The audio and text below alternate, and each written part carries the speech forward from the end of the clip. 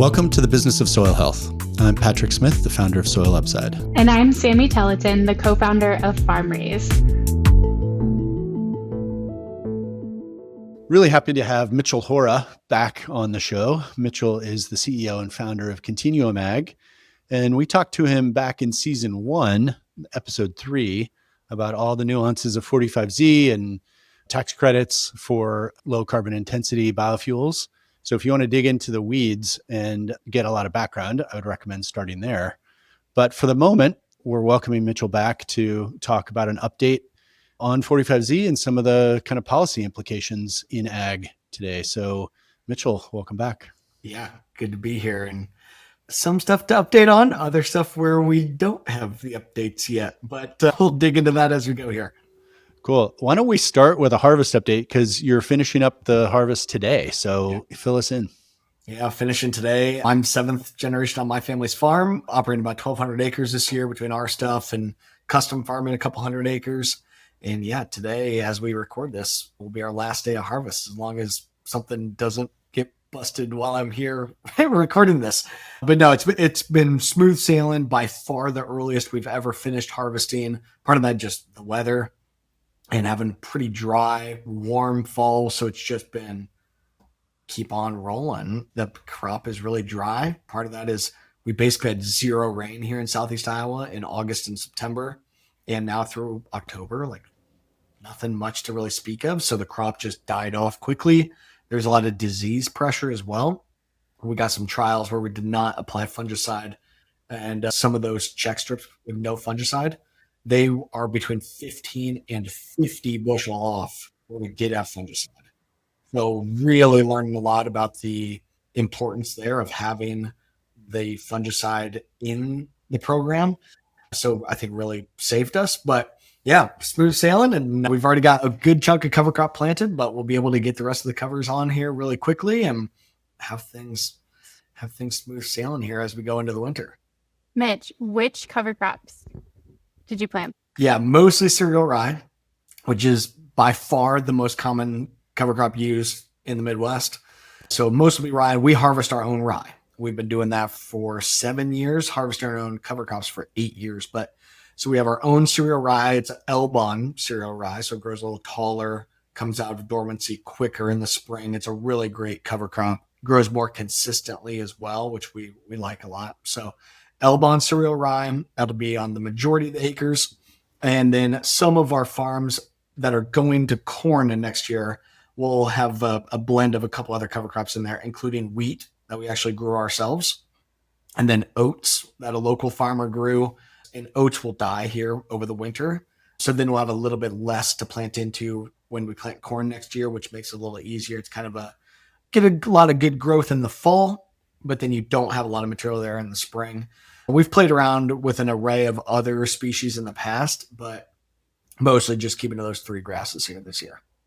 Very cool. Thanks for doing that and sharing your work. Thinking about what's happening right now in terms of the updates to share, I'm curious, what do we have certainty on with regards to 45Z and the work that you've been doing there? Yeah. What we have certainty on is 45Z is law, right? Locked in with Big Beautiful Bill through 2029. So that's important. We have certainty that the tax credits will be transferable, which is very important on how the credits can be monetized.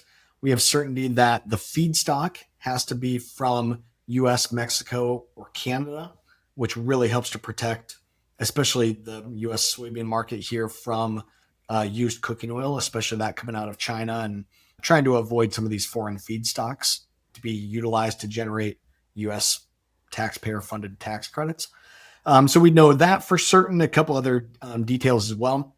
But the other really important piece that I know for certain, it is for sure this administration's intent to finalize the 45Z rules and have the farmer and the feedstock component included. I know that for 100% fact. And that is coming directly out of my folks at USDA. I've had multiple conversations with them. I won't say exactly who on this, but very high up people at USDA who are working in the day-to-day here.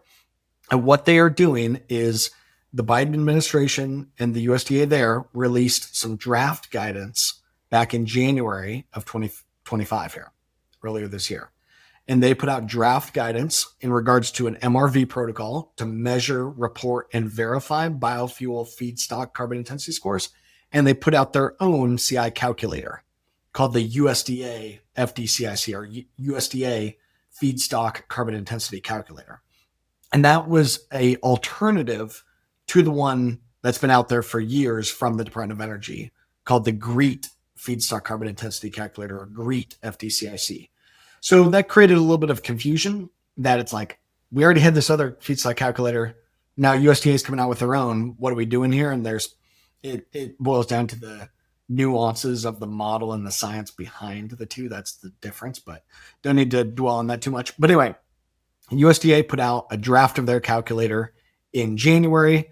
I was pretty anti that calculator, fairly vocal, and really let them kind of know. And it missed the mark by a lot. It wasn't a great calculator, but I know that USDA is updating that calculator. From what I'm hearing, it's moving in a great direction. I know they're updating the MRV protocol, which we liked what they put out in January, and I don't anticipate, or I have not heard of any major changes that are coming, but we anticipate that we'll get those updates coming out of the USDA yet this year. Now, as we record this today, government is still shut down. So that is, of course, delaying things a little bit, that the folks that were working on this are not working on it because they don't have a job right now. But we know that it is their intent to publish the USDA Feedstock Carbon Intensity Calculator and publish a verification protocol. And then we know it's the intent of the Department of Treasury to finalize or to put out updated 45Z guidance, probably earlier part of next year, and be able to point to the USDA guidance within the IRS guidance. So IRS is kind of at a bit of a holding period right now, letting the USDA get their stuff out. Then they can tie it in, because ultimately 45Z is a tax credit, which falls under the IRS and under the Department of Treasury. So Treasury, though, wants to collaborate with USDA. So they need USDA to get their stuff out first. Then the IRS can finalize their rules around 45Z and pull in the work of the USDA. So I think that'll work out well. There was just a couple nuances where the ball got dropped by the previous administration in January. Obviously, they ran out of time, right? That's the main thing. Ran out of time, and just some of the details weren't done the right way, which has caused, obviously some issues here for farmers and for this program and for the biofuel producers to be sitting kind of in a limbo period for an additional nearly a year already that we've been just sitting waiting. But I do think things are moving in the right direction, and we'll get some more clarity as early as, yet this year. So it sounds like you have pretty high degree of confidence that 45Z is actually going to become implemented. I'm more confident than ever. Yeah. More confident than ever that it is going to happen. I just don't know all the details yet. And details like, how exactly is the calculator going to work? And is it going to reward the farmer with enough points for them to actually want to adopt the practices? What are they going to do for the MRV protocol? What the auditing and protocol that they put out in January was good. We can absolutely work with it. It's very similar to the protocol that Continuum Ag proactively and independently developed with our partners at Eco Engineers. But the big question mark is this mass balance versus book and claim. How is the farmer data going to be tracked and traded through the supply chain? That's the big unknown. I think the USDA will create a rule around that, because in their draft guidance in January, they did make a recommendation that a mass balance approach should be used, which requires delivery of the low carbon corn and soybeans to the biofuel producer, and kind of a quasi traceability would be required. We don't necessarily like that, because it'll be extremely disruptive to animal ag export markets and basically anything non-biofuel. And it could disqualify a lot of folks to participate and ultimately hinder this program's impact on regenerative ag practice adoption, which is obviously what I care about and what you guys care about too, right? But so that's why we like book and claim. which is where you can decouple the CI certificates from the physical bushels, sell your physical harvested bushels wherever you want to sell your bushels to your local markets, and then sell the CI certificates to any ethanol plant, kind of like how carbon credits work today. That you develop the credit, then sell it to a independent third-party buyer. We have all the infrastructure built out. We've already proven that we can do either one, but a book and claim approach here would by far create the best impact on the adoption of regen systems, and it would be able to ensure that the key stakeholders involved are able to maximize the dollars that they retain and thus maximize participation and encourage folks to actually adopt the practices and go after this program. Super interesting. And you touched on something there that felt cloudy or unclear, which is farmer data. So how is it going to be tracked through the supply chain? I guess my question for you is, what's the ideal version of that? Yeah. Like if Well, you I were can tell you how building we this, do it. what does that look like? Yeah, the ideal is just doing what Continuum Ag is doing, right? Of course. But so here's how, if I was writing the rules, here's what I would do. And I would do this because I already have. Okay. So what we've done is farmers can use a platform like ours, TopSoil, which they can go on to for free and calculate their CI score. Then we do charge the farmer a couple dollars an acre to go through the third-party audit. What the farmer is required to do is document the key practices that they did on their farm, including documenting what they did about field by field. Field by field, they document planting, fertilizer, cover crops, tillage, manure, harvest. Those are the key parameters that the farmer has to document what they did and when they did it. Then they have to upload a piece of evidence that supports their claim. And then the farmer, we put them through an internal validation process where we physically check the data, but we also use some AI as well to help and scale our folks, where we are looking at what did the farmer document and do we have the evidence to support their claim.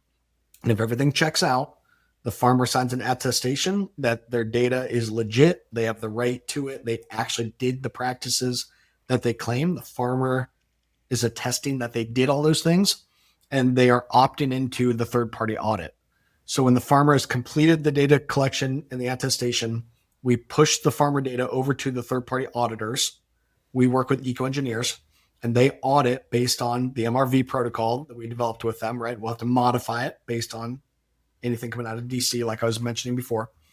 That MRV protocol is based on the ISO standards 14064 and 14065, which are global standards for greenhouse gas accounting. And so the auditors take a look at all the data that was submitted to them. They do site visits and a risk analysis and audit the project. They put their stamp of approval on the project. Continuum issues verified CI certificates to the farmer, where it's one certificate per bushel. And that certificate is essentially, here's the certificate, here's the CI score for that certificate, here is the verification batch and like the verification ID associated to that. And then we track those certificates to the field level and then track them through the supply chain using our partners over at Millpont. So Millpont is the clearinghouse and kind of the back end for the traceability. So every field that we verify, we document that on Millpont software where they can cross-reference, is this field enrolled in anybody else's sustainability or carbon program? And if there is overlap, their system throws a flag and those issues can be addressed. And this helps to avoid double counting. Also in their system, we can document and trace where the certificates originated through the supply chain to where the certificates were ultimately retired. And ultimately those certificates being retired by an ethanol plant. We think that that should just be done on a book and claim approach, right? The farmer owns X number of certificates. There's a simple marketplace and price discovery interface where they can view who is buying certificates and they can choose who to sell their certificates to and how many they wish to sell. Transacts across the clearinghouse, done deal. And then they move from being farmer certificates to being this entity certificates, but the traceability is there for any additional audits and whatnot that is required. But And then the farmer gets paid directly by the ethanol plant or by the elevator who's buying their certificates, or potential for investors to participate in that, or futures markets. There's a lot to it. And hopefully I'm making some sense to folks that are listening on, but it's essentially farmer data collection, scoring and attestation field by field, and third-party verification field by field, and track those certificates from the field to the end user where they can retire them. But there's traceability and transparency through the whole thing, which makes sure that we really avoid fraud and any issues, because this is federal tax credit dollars. Like, we're literally talking tax fraud here if this is done incorrectly. But we also are able to ensure that there's transparency and maximum value creation for each of the stakeholders involved. That's a very clear example. Thank you for sharing that. My next question is really, should farmers be doing this now in case this can retroactively qualify for 2025? The chances that the crop that we're harvesting now, the 2025 crop, the chances that it will be subject to 45Z and subject to some of these premiums and these odds and stuff, the chances of that are incredibly high. Okay. Incredibly high. And because it's this 2025 crop that'll be turned into fuel in 2026 and absolutely subject to these credits. 45Z already went into effect on January 1, 2025. And there are already companies that have not only created 45Z tax credits for fuel produced in 2025, but they have already sold those tax credits to sophisticated secondary buyers who are offsetting their tax liability buying these tax credits. Okay. So what I don't know about is the fuel produced in 2025. Will they allow us to look back to crop year 2024 and include the feedstock from 2024 that was turned into biofuel in 2025? For 2026, I can almost guarantee that they will allow the feedstock to be included. But I could see them drawing the line in the sand saying, hey, sorry, but we're behind on the rules. So for 2025 fuel, we're not going to look at the scope 3. We're only going to look at scope 1 and scope 2, which is accounted for in the model that the IRS developed for 45Z here in 2025, which is the 45Z CF GREET model, which is what those ethanol plants are using who have created and sold credits before. Those credits are being created and sold based on their utilization of non-farmer decarbonization strategies, things like carbon capture, things like buying renewable energy certificates, RECs, and stuff to offset their footprint. I think they can do that in 2025. I may be wrong, actually. They may not be able to do that until starting in 2026. I'm not for sure, but definitely other energy CI reductions can absolutely apply. Things like combined heat and power. Again, carbon capture being the big one, though. So they are already selling credits with those type of decarbonization strategies. The question is just, how will the farmer component be included and when will that start? But it's incredibly important. The average gallon of ethanol in this country today has a total CI score of about a 50. The corn default CI score is 29.1, meaning more than 50% of the equation here comes from the farmers and from the corn.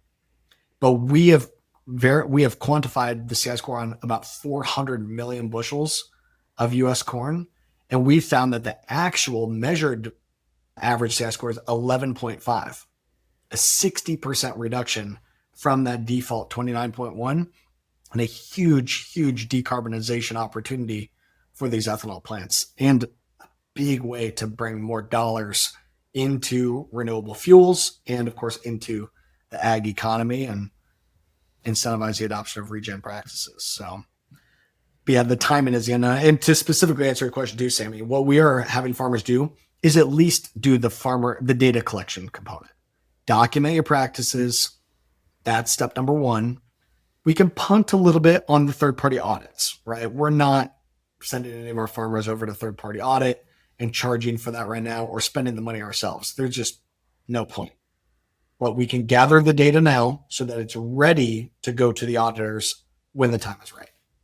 Mitchell, on the sort of further down the value chain, that next step, you're talking about ethanol plants. Mm. In your travels, and I know you've talked to hundreds of them, are they prepared to begin implementing payment for this?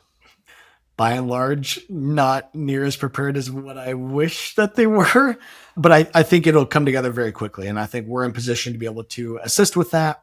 We're kind of changing our business here at Continuum a little bit to not just be direct to farmer, where the farmer is the customer, but changing our business model a little bit where we can actually basically license our software and license our MRV protocol to the ethanol plant and have them pay the bill. And we just help recruit, get the farmers through and make it easy for them. And then they can pay the farmer as basically a premium through their existing payment systems and stuff. Like, I do not want to have any part of that. I don't think we should change that. It's integrating the CI data directly with the existing grain ERP systems and existing financial platforms at the ethanol plants. It's just, here's the CI certificates, here's the value of them, here's how much premium you owe the farmer, transact on that. And when that's done, we release the certificates. They happen at the same time. So that transaction piece is absolutely what is still mostly missing. But I think it's going to be hopefully straightforward enough that it can happen pretty quickly. And I think farmers as well, like everybody in the space, is going to realize the rules come out. It's going to take a couple of weeks or a couple of months to finalize some of the infrastructure and systems, where maybe there's some contracts being negotiated, there's some things being done and deals locked in, but the actual cash flow may have to happen a little bit later. And from the farmer perspective, it's like, well, we've been waiting a year, or just about a year since this program went into effect. What's the harm in waiting an extra couple months? So, but yeah, I think, I talked with a lot of ethanol plants. As you mentioned, there's 192 of them in the country. And I've spoken directly with representatives from over 120 of those 192 plants. And the majority of the plants want to be able to integrate the farmer data. They want to be able to utilize the on-farm decarbonization strategies towards their overall strategy, but they're just kind of hands tied right now until we get the rules. Like, they're not making any money on this. They don't know if they are going to be able to make any money in this. Therefore, they don't know how to, they can't lock in anything with the farmers right now. And, good and bad that Continuum has been working on this for 3 years. We've been able to verify farmers. Farmers have paid in significant money to this, and I thank them for that. But there's no money flowing yet. I don't know exactly when it's going to flow, but I just know that at the beginning here, there's going to be a lot of demand and a small amount of supply. So hopefully those early adopter farmers do well. And over time, there's going to be more supply of CI certificates and a basically maintained level of demand, or a decreasing amount of demand, as more farms or more ethanol plants get their carbon capture system set up and other decarbonization strategies. So over time, the value back to the farmer likely balances out. But that's where I'm bullish on non-biofuel players being able to come to the table and buy their certificates, or free market sector coming to the table to attain their decarbonization ambitions through these same systems that 45Z has enabled and set the precedent for.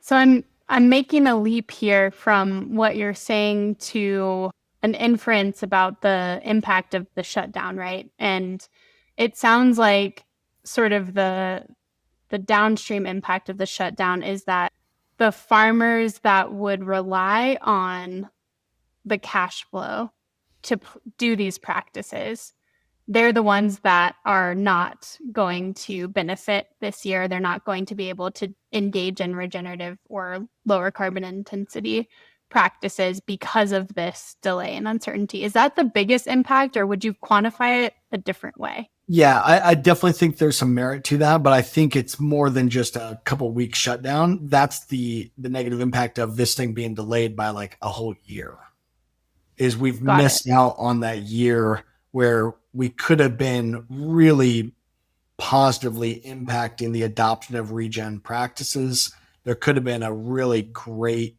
infrastructure and systems set up there to enable the adoption of these regen practices.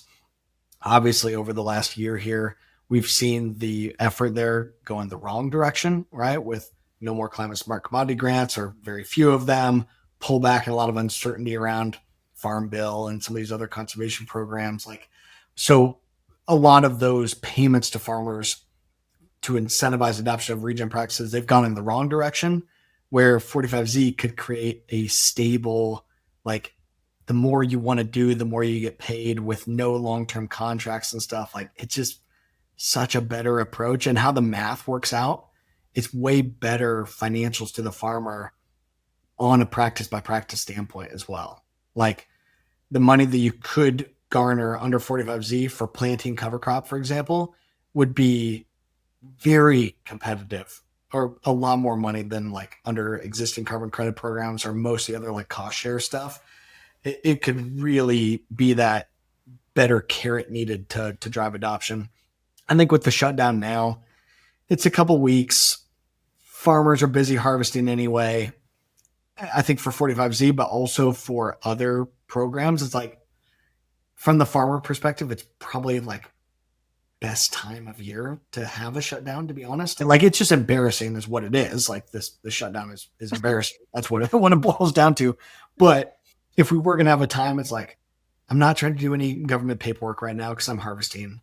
I'm not trying, for the most part, it's as good a time for the farmer's perspective. If you're going to have one, have it now, but hopefully they get things smoothed out and open back up here soon, because it absolutely is delaying the release of these rules, and I'm sure of other programs and efforts as well. I was just going to comment that the other reason this is the best timing for the shutdown in that way, if we're going to have one, is farmers have already made their decisions about cover cropping at this point. So it's not something could change that. There still is a lot of farmers that are hitting me up on should I plant those cover crops or not? In kind of to what extent, where I do think there's still a lot of farmers that are kind of on the fence where, man, if I knew that I was going to get compensated on my 2026 crop from 45Z, yeah, I'd be pulling the trigger, but I don't quite know. So I know we're leaving acres on the table because the farmers are kind of wishy-washy on it. They've got to basically take a gamble on, is the 45Z rules going to come through the way that we want? Is Mitch right? We are going to get compensated for these things. But what we're doing to try to offset that risk is helping connect our farmers with research and development tax credits, connect them with other existing cost share programs or other ways to monetize this stuff. Just trying to help, and then helping give them agronomic advice too, to keep the costs as low as possible, keep the risk as low, the financial risk, keep it as low as possible. And obviously for me and you guys, right? Well, we love soil health and the regen practices, and think the cover crops are just something you should do anyway, right? With or without a payment. And my family's been doing it since 2013, mostly without payments. And it's just been better, and it's paying for itself in a lot of different ways. But cover crops are only on 5% of American row crop acres right now, or something like that. We have a long way to go to get more adoption. And why I think 45Z is so important, and why I jumped on that as a regen ag guy, is 45Z directly impacts 40% of U.S. crop ground acres that are tied to the biofuel market. So what's the best way to get us from 5% cover crop adoption to a lot more? Well, utilize a tax credit that impacts 40% of the land. Can we bump up and talk about some of the macro stuff that's happening? I mean, in addition to the government shutdown, there's obviously been a bunch of policy, particularly trade policy, that's directly impacting producers. And one of the questions I've been asking myself is soil health marginal, and the economics around soil health marginal, related to all of these other macro forces that are having tremendous negative impact on ag? I kind of see it in multiple different ways, right? And I'm definitely not an expert in this. And this is just Mitch Hora's opinions. Okay, so we'll preface with that. One, I mean, from a global trade perspective, we need to have good global trade. That's very clear. I think Trump had a bunch of deals kind of in the first administration, then they kind of fell apart. I think there was just no follow through then after they got locked in. In the last administration, we saw some benefits from that, and then nothing has really happened over the last multiple years. No new trade, no new deals, and now it's kind of back to square one, right? But it's also just a really, in my opinion, bad long-term strategy that our number one group that we want to buy our stuff is one of the countries that hates us the absolute most, and we don't really like them either. AKA China and soybeans. China and soybeans. China buys a bunch of our soybeans, but China hates us and we don't really like them. And China has basically colonized South America and Africa. Why would they buy from us when they hate us? I think that's gone and probably never coming back. And so I like that we're going to Japan and South Korea and Indonesia and Philippines and India and the UK and some of these other countries that there's a lot of people and they're a lot more friendly to us and we're a lot more friendly to them. Maybe there's better opportunity there. But I think it's also just, I've been to Brazil. I've seen the investment that the Chinese have made in the infrastructure and the rail and the ports and stuff down there. They own all this stuff. Why would they not use that versus, try to play ball with one of their adversaries and vice versa. So, but it also just leads back to, we got to have more domestic markets as well while we're building these international markets. My take is, let's do the value add here and let's not export raw commodities and get as the smallest margin that you could get in macroeconomics. Let's get the value add done here and sell products that have better margin, higher value, namely whether it be biofuels or even the soybean meal or the soy oil or something that's higher value than just the raw commodity itself. Any of that is going to be good for us and create jobs and create better economics here back home. So I think that's important, but also, I'm just very bullish on the fuel side of things as well, that as we're looking at China, as we're looking at Russia, as we're looking at the Middle East, we got to have more renewable energy here. And what's amazing about American renewable fuels is when we're producing fuel, we're producing food at the same time, right? Especially for corn. When corn goes to an ethanol plant, ethanol, DDGs, which is animal feed, and CO2 comes out. And that CO2 can be captured and used for e-fuels, the DDGs for animal feed, and then, of course, the ethanol for fuel. And we can do it with regenerative practices at very low carbon footprint or even carbon neutral or carbon negative. So we can produce consistent renewable fuel and feed, do it in a sustainable, good for soil health, good for water quality, better nutrient dense, low carbon manner, and keep more of that money here at home and just sell the value add stuff coming out of the other side versus just selling the raw commodities. So I think that's important and just a better, broader story there. And I think as we continue to just get better and better at farming and yields and everything, it's about balancing yield with the inputs going into it and not just more yield for the sake of more yield. And that's kind of gotten us into the issues that we're in, that macroeconomics, once again, we've had multiple years of really good yields. So has Brazil. It's just a global supply and demand imbalance is really where we're at. Trade has exacerbated it for sure. The high yields that we've got exacerbated the issue, but really it's just basic supply and demand that we've got a lot of supply, have for multiple years, and the demand is stagnant or, in the case of trade, going down a little. And so we just got to be able to address those things. I'm not from the biofuel space, right? I'm in one of the biggest animal ag counties in the country. My crop mostly goes to feed livestock and feed people, not necessarily to fuel, but I just see a balance where we can do both, where we can have stable local markets, do the value add here, and then export or sell the value add products and be able to improve our GDP and the margin and stuff that way. But in the resiliency of those markets and stuff too, I think. But And from a pricing, I think the other macro issue on the farm is prices have been low for a while, and some of the data I've seen, like soybean and corn price, or like soybean prices right now, are about the same as what they were last year at this time when Trump wasn't president. We weren't in these so I don't know that there's that much difference on that, but I think the main issue is that the input cost went up like crazy a couple of years ago when we had $7 corn and $15 soybeans. A lot of the input companies raised their prices. Land prices have gone through the roof, and those things have not come back down. And that's really the core issue, I think, is the cost of inputs and overhead and capital and now people and everything. Like, all those costs have gone up, and the value of the commodity has gone down or really just flatlined. That's the issue. Yeah, it sounds like you're saying that there's multiple factors that are creating pressure on farm income, right? There's obviously soybean market issues, but there's what you're saying is there's generally softness in pricing.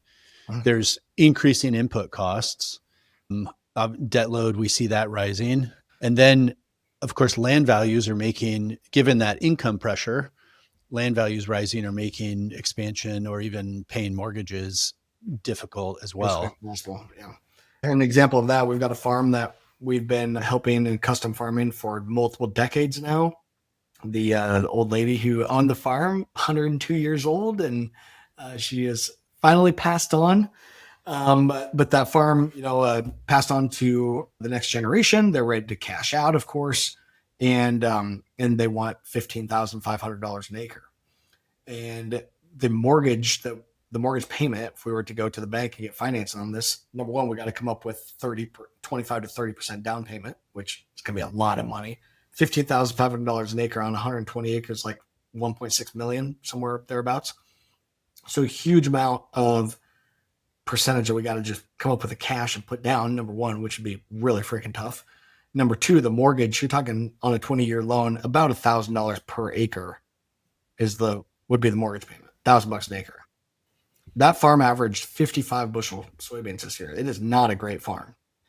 On 55 bushel beans at $10 a bushel, that's $550 revenue. And a good year on corn, like a lot of our corn years and stuff. And this farm is not a great yielding farm. We've got a lot of issues to it. But so on soybeans, $550 an acre total revenue with $1,000 mortgage payment, that don't work. But even on a corn year, say we could yield 250 bushel corn or 225 bushel corn at $4 or $4.50 a bushel commodity prices, we're still even on a great corn year talking total revenue of about $1,000 an acre. So like just the mortgage payment alone is like, it takes all the potential revenue that you've got. Obviously, like if you're going to be expanding, you can't do it just with a bank mortgage and stuff. With the inflated cost of the land right now, it just, like I was sharing there, it just flat out does not work. So you either got to have a bunch of the cash sitting around to just be able to buy it outright, and then your return on that money is going to be 3, maybe 4% per year. Like, not great returns if you're just looking at the land as an investment and making an IRR on that land, or even a land investor and then trying to get money back on it. Like, it's not going to be near as good as what you can do in the market, but you got an asset that's probably going to continue to grow in value, and that's then where you're going to make your money, is eventual future value in the asset itself. But yeah, just looking at being able to buy in and expand our operation, buy in land, like through traditional, banking methods and stuff, it doesn't even get close to penciling now. And it's going to be very interesting that in our neck of the woods, there's an auction, I think week after next or so, next week or the week after, 900 acre farm, like just about contiguous. They've split it up, long multi-generational family farm. And like, they're selling the whole thing, the land, the houses, the buildings, the storage, like done. Selling the whole 900 and some acres in one fell swoop, in multiple chunks. Like, it's a super sad deal. I'm not hearing of too many of those right now, but there's a lot of individual parcels of land up for sale throughout the whole area. It's going to be very interesting to see how those prices shape up and stuff. That seems like there's quite a bit of, at least locally in my neck of the woods, would love to, it'd be interesting to hear what feedback, your listeners and stuff give of what do they see locally. I haven't been traveling that much here recently with harvest and stuff, but locally, a lot of land up for sale. I think a lot of these groups thinking that they're going to get these really high prices on that land. And I just don't know if, at least for the farmers, I don't know if there's the cash there to maintain these high land prices, or if we're going to see that kind of come down a little. I don't know. In the update to the update video, maybe I'll have some insights on it. The update to the update. I'm very excited for that one.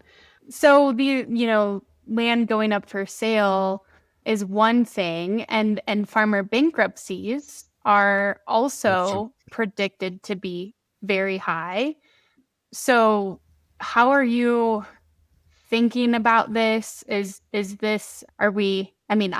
very dramatic potentially, or inflammatory to say, but are we headed towards a farm financial crisis that could rival the 80s? What do you think? I don't know. I mean, I'm not hearing at least too much like defaulting on stuff. And again, luckily, like yields are good and the crop is there. And I think for the most part, there's been a lot of really good years. So I think a lot of farmers hopefully are in pretty good like debt to equity situations, and like that's still fairly stable. And of course, the value of the land, I don't think it would ever come just completely crashing like in the 80s in the farm crisis where like land was plummeting like 50% type of decreases. I don't think that's going to happen at all.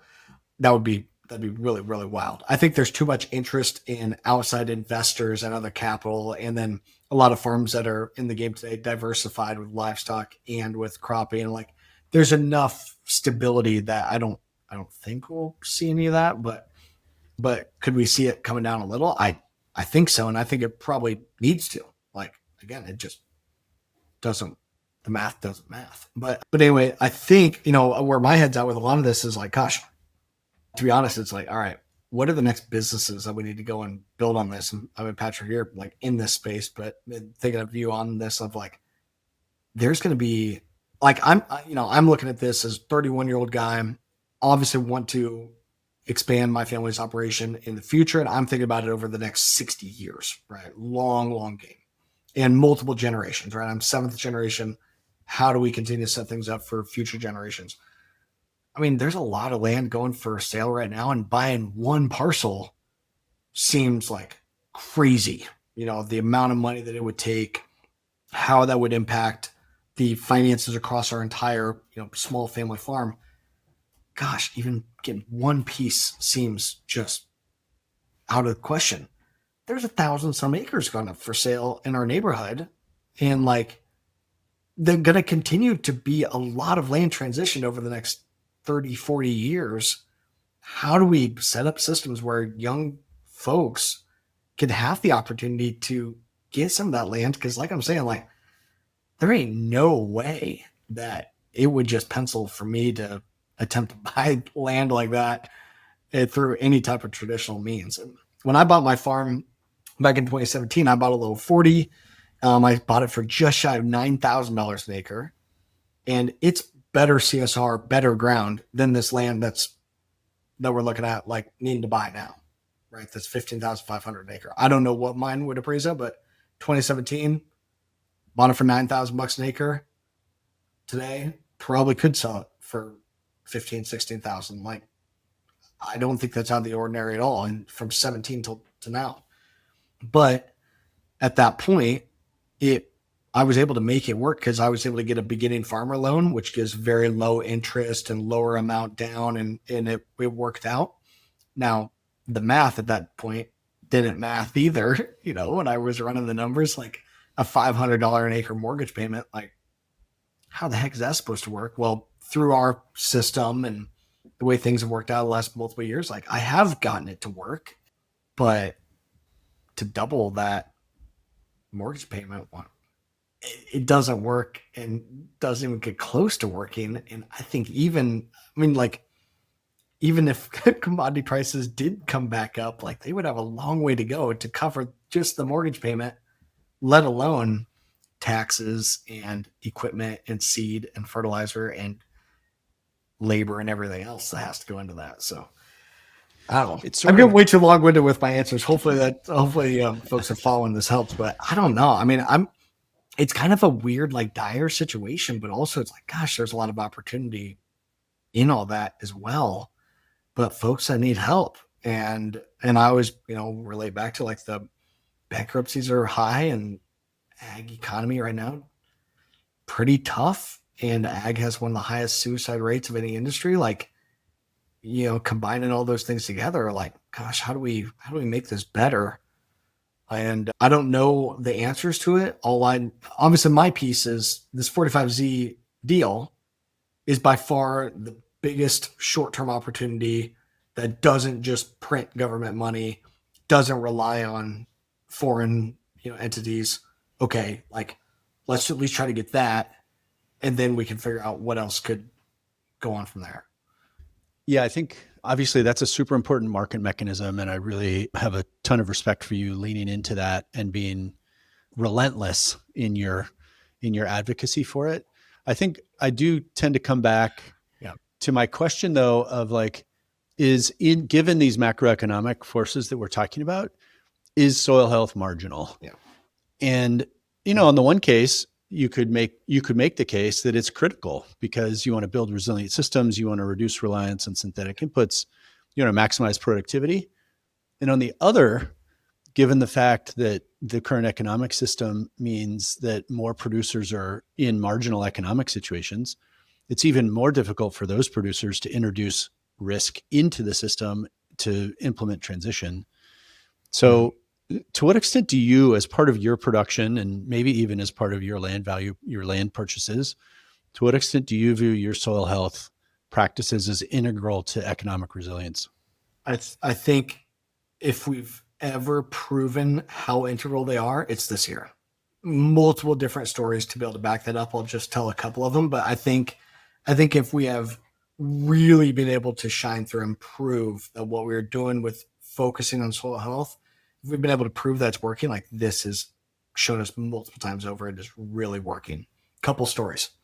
One, at my parents' home farm, we've of course been, dad's been farming it for 50 years.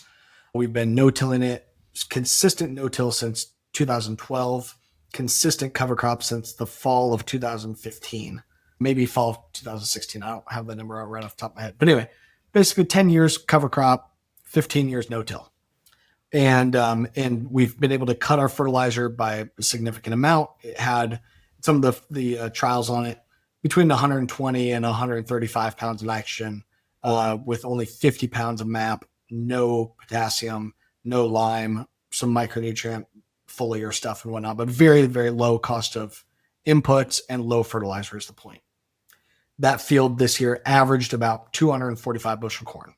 Very, very good. Maybe not a record, but like extremely good, above average. We just started farming the neighbor's ground right next door, same soil types, same everything. It's been no-till for a long time, but it's never had cover crop on it before. That field averaged 220. So about a 25 bushel difference right next door. Sure, there could be some other factors and whatnot, but still, it's basically the same soils, same soil types, literally right next door. And we did 25 bushel better. Is all of that to do with, building soil health and stuff? I don't know if all of it is, but dad even made the comment of like, wow, like, okay, basically everything else is the same, planted on the same date, managed basically the same, but where we've been doing these soil health practices for years, did 25 bushel better. What's amazing though as well is, and then also the landlord, we told him, hey, did 220, like pretty good, kind of compared to where we thought it was going to be. We knew it maybe would have some issues and stuff. He's like, that field's never broken 200 before. So even compared to historical on that farm, we were at least 20 bushel better than it had ever done before, but it's still 25 bushel off of where we are today with our soil health practices. So I think that really shines a light on a lot of potential.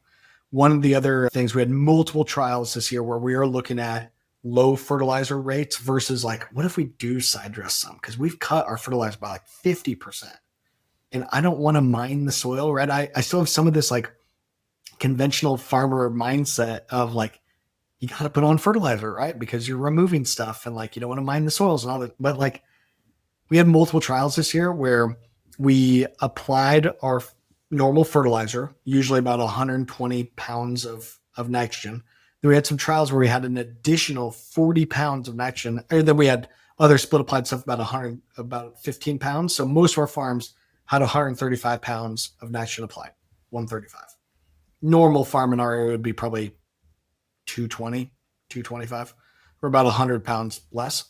But where we had 135 pounds versus where we side dressed an additional 40 pounds, that additional 40 pounds of side dress in multiple trials made zero additional yield gain. Zero. So amazing to me where it's like, okay, we have pulled back significantly, but adding more back in didn't do us any good. So it's like, why would we put more on when it clearly isn't getting us any benefits at all? And we even had one extreme trial where we put on zero synthetic fertilizer, only the products of a company that we are partnering with. It's got we're the only ones in the US that trialed this product this year with zero synthetic fertilizer, only their stuff.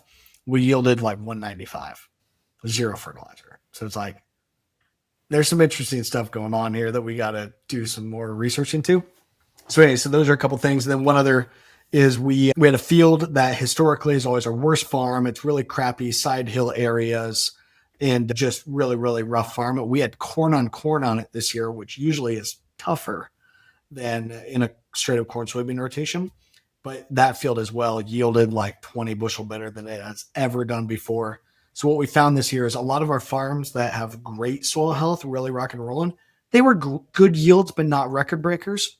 The farms that are historically tough, we've been able to really fix those.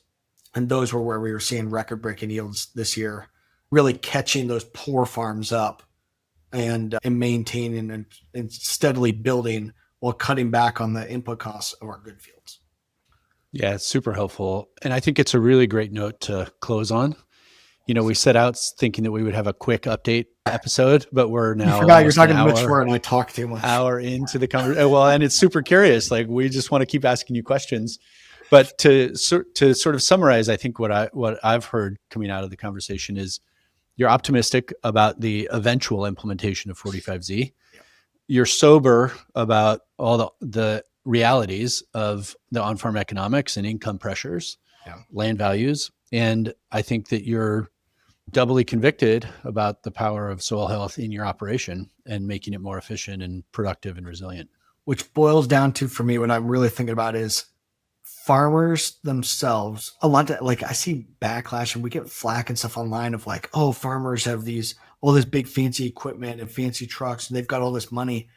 It's not really like, yeah, we have all the like expensive stuff because it's super capital intensive, but like it's super debt heavy as well. So it's, how do we ensure that there is capital coming into family farms, especially for those younger generations that got to figure out how to make all this stuff work? And like, sure, you've got land that you may inherit, but you probably got to buy out other family members and stuff. Like, you don't just get it for free.